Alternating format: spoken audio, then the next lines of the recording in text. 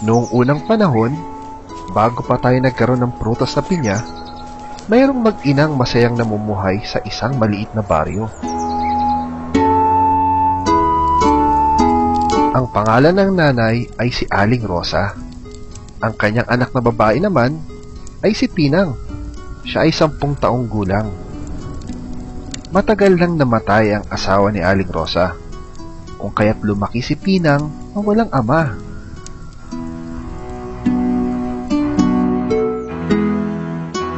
Gusto ni Aling Rosa na lumaking masipag si Pinang, kung kaya't tinuturuan niya ito ng gawaing bahay. Kaso, minsan tinatamad si Pinang at hindi niya sinusunod ang utos ng kanyang nanay. Dahil dalawa nga lang silang mag-ina, mahal na mahal niya si Pinang. Kaya minsan kahit napakatigas ng ulo, ay pinapabayaan na lang ni Aling Rosa.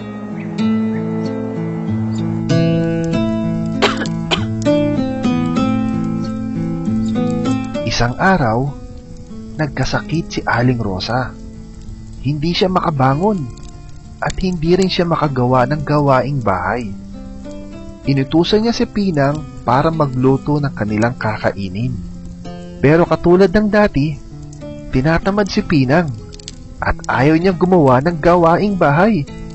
Mas gugustuhin pa niyang maglaro sa labas kaysa tulungan ang may sakit niyang nanay. Dahil hindi makatayo si Aling Rosa, napilitang sundin ni Pinang ang utos ng kanyang nanay na magluto ng kanilang kakainin. Bago pa siya magsimula magluto, tinanong niya sa kanyang nanay kung nasaan yung sandok. Maya-maya, bumalik uli si Pinang para magtanong kung nasaan yung iba pang gamit sa lutuan, kahit ito'y nasa tabi lang ng sandok. Wala namang problema sa paningin si Pinang. Tinatamad lang siyang maghanap, kung kaya't tanong siya ng tanong.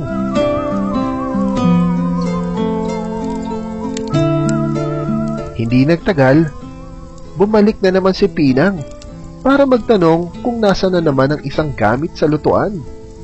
Hinang-hina si Aling Rosa at masakit ang kanyang nararamdaman. Kung kaya't sa galit, nasabi niya, "Naku Pinang, sana'y magkaroon ka ng maraming mata para lahat ng bagay makita mo at hindi ka na magtanong."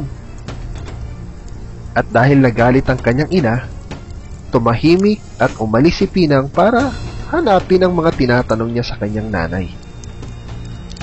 Dumating ang hapon at medyo gumanda-ganda ang pakiramdam ni Aling Rosa, kung kaya't siya'y nakatayo muli. Nasaan na kaya si Pinang? Ano na kaya nangyari sa niluluto niya? Hinanap ni Aling Rosa si Pinang, pero wala siya sa loob ng bahay. Siguro siya ay nasa labas at naglalaro. Wala rin si Pinang sa labas ng bahay.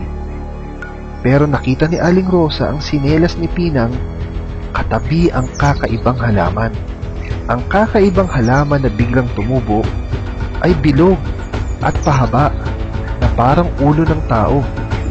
Ito ay napapaligiran din ng maraming mata. Dito na alaala ni Aling Rosa ang huling sinabi niya kay Pinang. Ang sabi niya na sana magkaroon siya ng maraming mata para makita niya ang kanyang hinahanap. Naging malungkot si Aling Rosa na nagkatotoo ang kanyang mga sinabi.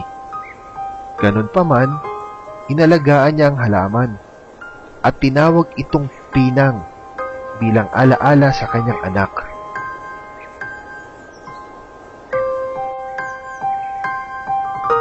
Lumipas ang ilang taon, dumami ang halaman at ito ay tinawag na pinya ng mga kapitbahay ni Aling Rosa.